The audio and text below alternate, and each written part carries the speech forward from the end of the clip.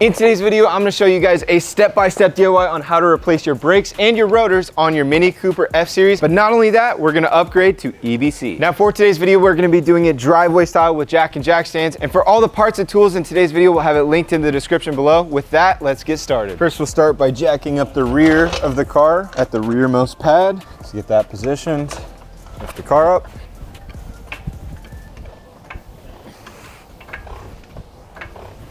Then we can slide our jack stand under the front pad and align it, and we can carefully lower the jack down onto the jack stand. Now I'm going to lift it up by the diff brace, and we can slide the rear jack stand under.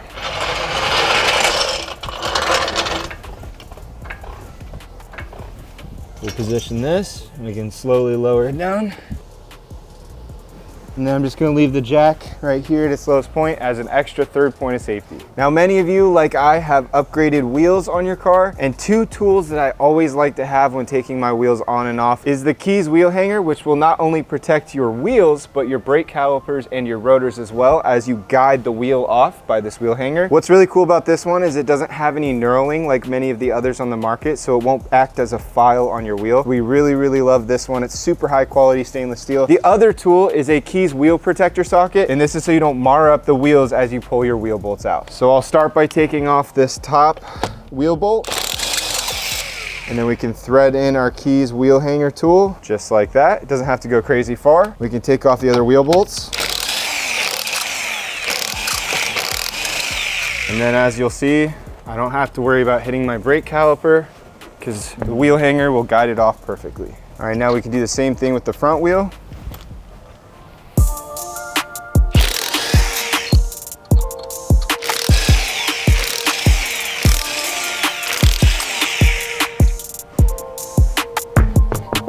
Then you can take a 14mm socket on a ratchet and a 17mm wrench. We're gonna loosen up these right here.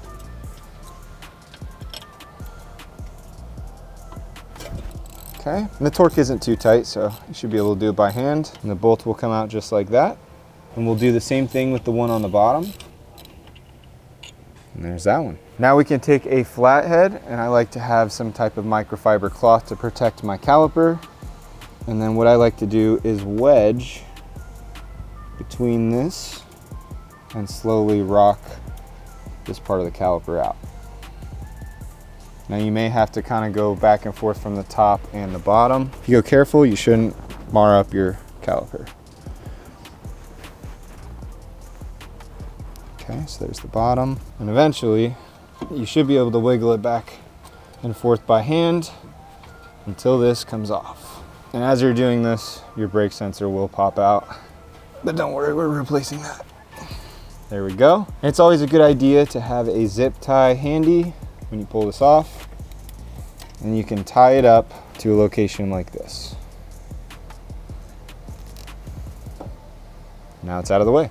And we can take an 18mm socket, and we're gonna go right here on these bolts on the back of the bracket. And these definitely have a higher torque.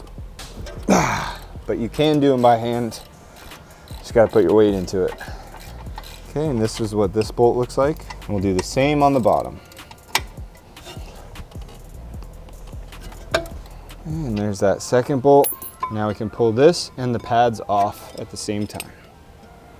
Just like that. Now the rotors in the front are super easy to take off. They're just held in by one bolt here, which is an H6 Allen key. Now they may be a little corroded, so just make sure you have it all set up. You don't want to strip these out. Okay, and that'll pop out, and it looks just like that. And once that bolts out, your rotor will come off just like that. Now, as you can see today on the table, we are going to upgrade to the EBC slotted rotors. This should give us better heat dissipation as well as a lot less brake dust, which, if you know, having white wheels, brake dust is my enemy. So we want to eliminate as much brake dust as possible, which is why we're upgrading to EBC red stuff brake pads. This is worth every penny over doing OEM pad replacements. So if you can, buy the EBC red stuff. It is well worth it. So let's get these in place and we'll get them back on the car. All right, so we'll start with taking out our brake pads. Now you will notice there is a little bit of a difference here. One of these has the cover plate go over this little notch. So you do want to replace them correctly as they are installed on the car. So we're going to take this one off first. It'll slide right out just like that, and we'll match it with the one that looks just like it. We'll take some brake lubricant and we'll hit the sides here. Doesn't need too much, just a little bit will help it from making any noise or screeching. And then we'll hit the back here just a little bit. Just like that, and we can place these in and they will rock down into place. It's kind of like a little wedge system. Okay, just like that. Then we'll take this one, we'll do the exact same thing. Match it up here. Take some brake lubricant.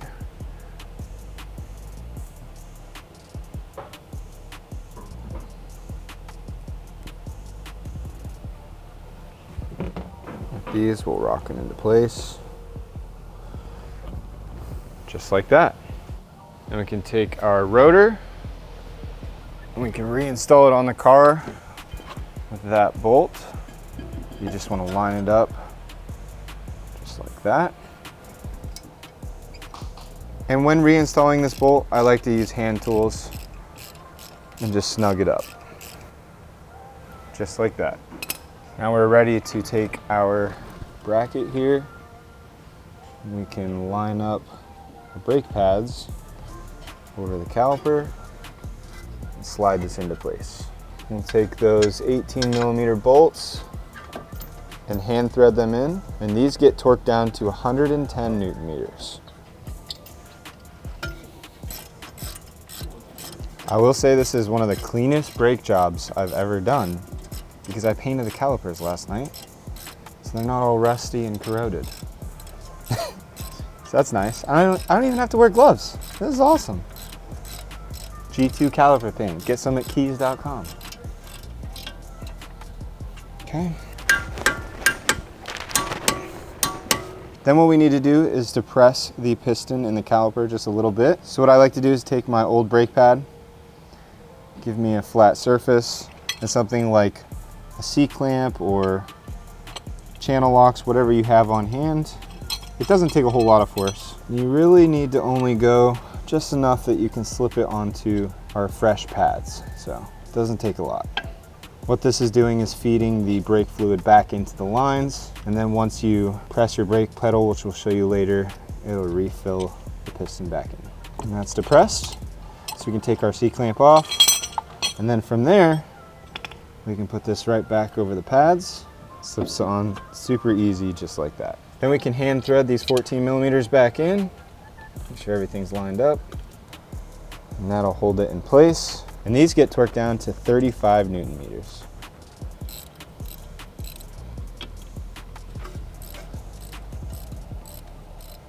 Now once you get it snugged up with the socket and the wrench, you should be able to just use the socket to torque it. Just like that. Now the last thing we need to do for the front is replace the sensor. This is only on the driver's side, so I'm going to show you now. What you'll do is back here, you're going to pop this little locking clip. Then we'll take this 8mm out right here, and we can do the one above as well. And you should be able to lift this back just enough that you can see right here where we're going to plug in our sensor. So what I'm going to do is pull it out from the bracket so you can see what I'm doing here, just like that. And then we're going to disconnect it. It has a little tab right here, so you press on it. It should pop out just like that. Then we can take our brand new one, plug that directly in, and we can clip this back into the bracket behind. I'm going to press this back, put those two 8mm in, and that plastic tab in. Then what we're going to do is continue to remove the old line, and as we go we'll replace it with the new one. So this will clip in right here, just like that, and then it disconnects from here, and that'll pull off all the way. Clip this one in, just like that. And then this last piece will clip into our brake. Now it'll go on the innermost pad. You'll see once I get it clipped in, and we'll show you a close-up of it. Sometimes it's easiest to use a flathead to push it on all the way. Just like that.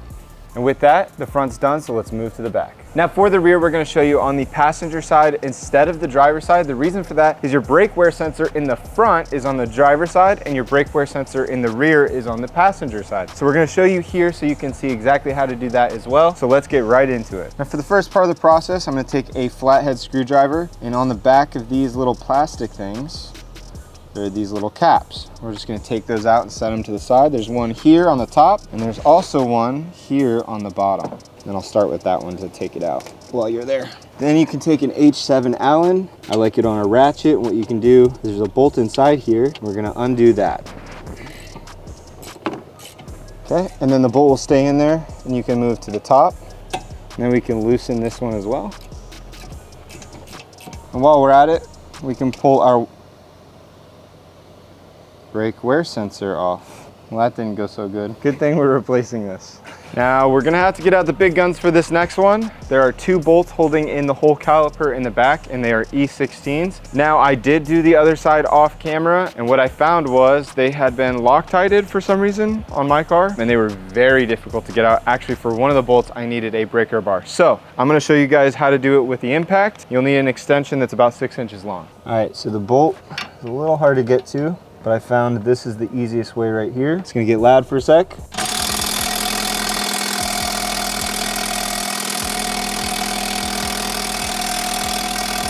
And as you can see, and can't hear because now I'm deaf, that one's Loctited for sure because I can't get it out. All right, time for the breaker bar. Here we go. See if we can get her loose. Yep, there's a nose on there. Let's try and get that bottom one now. Oh my gosh. It's ridiculous.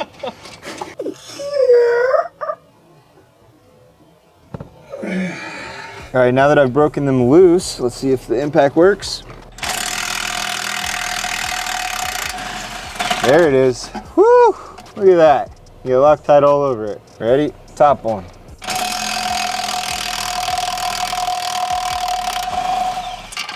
All right, now when you take this top one out, your brake caliper is loose, so don't let it fall. We can take a zip tie. This is one of those reusable zip ties, so it makes it easy to put on and take off. I'm just gonna put it out of the way here so it's not putting excess pressure on our brake lines. Now for the rotor, what we can do, same as the front, take out this H6 Allen bolt. We can take a mallet with a few light taps.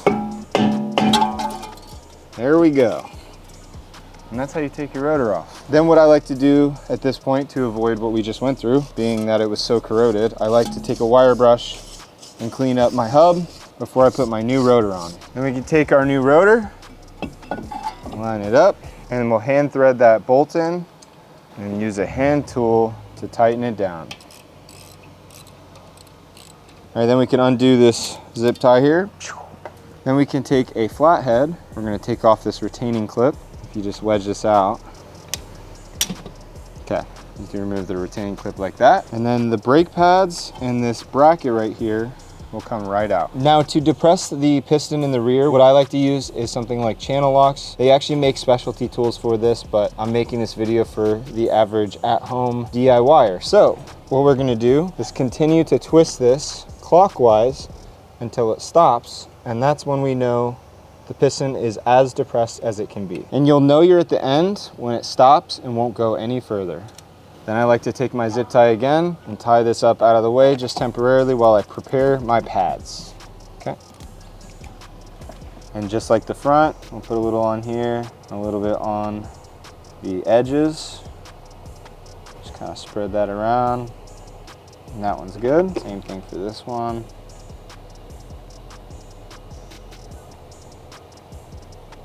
Just like that. Then we can take our bracket and remount it on the car, and we're just gonna lightly hand thread these into place. Then you're gonna take your pad with this little spring thing on the end, and this is gonna go on the back side, just like that. You can take the other one without the spring and place it in just like that. And we can undo our zip tie one last time. Now before we put the caliper back on, there's one thing I want you to notice right here. The front pad has the 2 dimples in the middle. The rear pad has them on the outside. That will help also differentiate which goes where. I just go by the spring, but in case the spring flies off or something, you can tell which pad goes where. From there, we can put the caliper on just like that. And then we can hand thread in those H7 Allen bolts in the back and then tighten them up. And then these H7 bolts get torqued down to 30 Newton meters. And then I'm just going to zip these in a little bit with the impact, just till it's flush. I don't want to go overboard. Same with the bottom one. Just like that. And then we're going to torque this to 100 Newton meters. And this is an E16. Okay, that's that one. And that's that one. And then last, we're going to put this retainer clip back in. This gets wedged behind just like that. And it kind of pops into place just like that. Now we're going to replace the rear brake wear sensor, which looks like this in the rear. So we can start back here. You'll see it's connected in at the top up here. So I'm going to pull it out. It's definitely a lot more easily accessible than the front. So I'll push in on the clip and pull that out and then plug in my new one. Once that's clipped in, I'll clip it back into place. Just like that, and then I'll clip it in over here and follow the wire all the way down. So as you can see, it's clipped in here. So pull this out, get rid of that one, clip this one in, and then last we'll just clip it into place here. And again, I like to use a flathead. That way I can just press it into place, just like that. Then we can put these 2 black caps in. Just like that. As you can see, the brake job is all done, so let's put the wheels back on.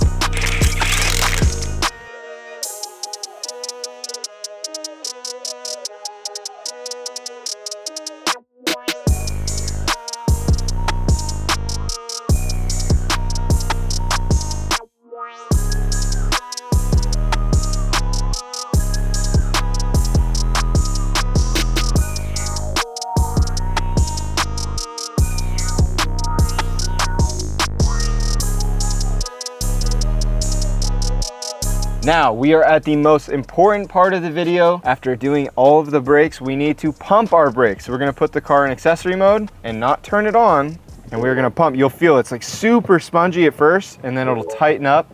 That is extremely important because you don't want to drive off and have those pistons not ready to lock, and then you have no brakes and you run into the garage door. So now that that's done, we are going to reset our brake light and we'll be all done. Now that we're already in accessory mode, what we're going to do is press the trip button and hold it. You'll see it goes to 0 and then it goes back to whatever your trip mileage was. Keep holding it and then it'll pop up immediately on your brakes. It'll say reset possible, so you'll let go, click again and hold, and then let go when it says reset. Click again and hold, and it'll go through the process to reset your brake light, and it'll say reset successful. It's that easy. And then from there, you can start your car. We're done. All right, and with that, we have upgraded our front brakes, we've upgraded our rear brakes, the rotors, the pads. Everything should be not only cooler, but now we'll have a lot less brake dust. And one last tip I wanna leave you with: when you take it out to drive it for the first time, just go easy on it. You wanna let the brakes break in and do their process. You don't need to be racing around the racetrack on your first time out. So with that, if you're looking for any of the parts or tools we used in today's video, check out the links in the description. We have everything listed for you below. Or if you're wondering about compatibility or other brake options for your car, reach out to our team at info@kies.com. Our guys love to help out. They're specialized in knowing all the stuff that you would need to know for your Mini Cooper or BMW or Porsche. So with that, give us a like, make sure to subscribe, check us out at kies.com, and we'll see you in the next video.